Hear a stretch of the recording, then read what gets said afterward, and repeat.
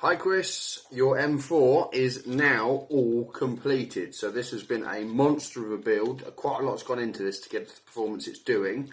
So, in no particular order then, obviously we've done a full service except on the gearbox. We have put in a set of 14:1 gears. So we've got faster gears sitting there replacing the original ones. We have upgraded the motor. That's the original motor. So we've taken out that. We've now got an SHS high torque and speed motor. So that's really quite good. So that's all in there. I have replaced the piston and the piston head. So those have been taken out. I swapped out the cylinder.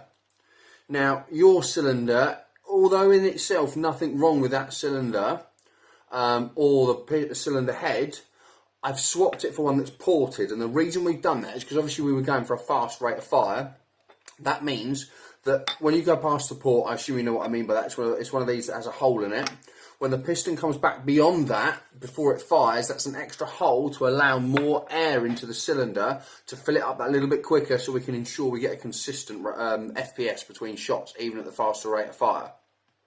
So I've replaced all that, and the reason we did the cylinder head was so that I could use one of what I would call it's like a foam domed piston head, and it just means everything sits nicer with the piston and the pickup on the sector gear, because it just gives it that little bit of spacing, enough to make it sit comfortable without the need of anything else, and it also gives it a softer kind of impact as it comes forward.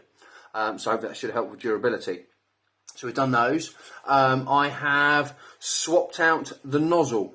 The reason we swapped the nozzle out is because we've gone for a slightly shorter one, so it's about 1 mil shorter, and the reason we've done that is so that when that pulls back, we've got that extra fraction bit of a second for the next BB to load.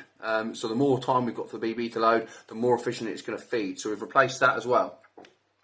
Obviously we upgraded the spring, so we did that to give it the power we need it. We have swapped out the barrel. That just looks like a very basic one. Quite lightweight, so I've replaced it with a 602 barrel, and I've done all my polishing inside it to make it really consistent. So that helps FPS as well as grouping and that for when you're shooting. So we've done all that. What other bits have we done? We have got all the bits from the packaging and everything's all over here. So that's good. The other thing I did do is that is the gate Aster that was in there. Now I know you said about doing a MOSFET on it. I can't remember what it originally said, but I thought I will set it up with that in there anyway. But I did that, but all that kept doing was erroring. No matter what I tried with it, it would just error. So I thought, I'll swap it out for a Perrin and see what that does. It dropped in. I didn't change anything else mechanically, but the Perrin's absolutely fine. I can't remember if it was said what we said we were going to replace it anyway. But that didn't seem to be behaving itself. So you've now got a Perrin V2 in it. So you've got one of them, the Perrin V2 hybrids. So it gives you all the kind of customizability with the programmer guide, so dead easy to use. So that's all gone in there. Now I'm going to run it on the chrono. So I've got 0.32 gram BBs because I know you wanted the heavier rounds. So let's just show you it on single shot first of all. So that is 1.13 joules.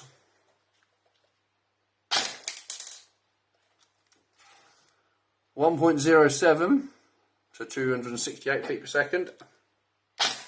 And one more, 269 feet per second, which is 1.08 joules. So power is absolutely phenomenal. Now I have been able to test this down at Worthing to make sure the rounds are going straight where they should be, and they are, so it's all good in that sense. Now I'm going to switch to my other chrono, which I have to excuse it because the poor thing's a bit old, but I'm just going to get a rate of fire test on this. Now this is with the Perrin set to kind of 50% on the rate of fire, only because it is probably a bit quick, depending on how powerful the battery is, to run it on full speed and have it working perfectly without it killing itself. But at the minute, with it set to as it is with 11.1, that has just done. Let's see if we can do this without it turning off, because this is very aged, this chrono. So it's been a consistent feet per second of 272 feet per second, which is 1.1 joules. And the rounds per second is 30 rounds a second on that ammo at a consistent FPS flying out to range. So that is, well, it's phenomenal. Yes, if you turn the Perrin up a bit in terms of speed, it probably will go a bit faster than that. Would I do it? Probably not. I'd go for durability, and I would say that should be pretty solid as it is. But yeah, that is now ready to rock and roll. Absolutely fine. Feeds flawlessly. So yeah, all ready for collection whenever you are. Keep me posted. I'll speak to you soon.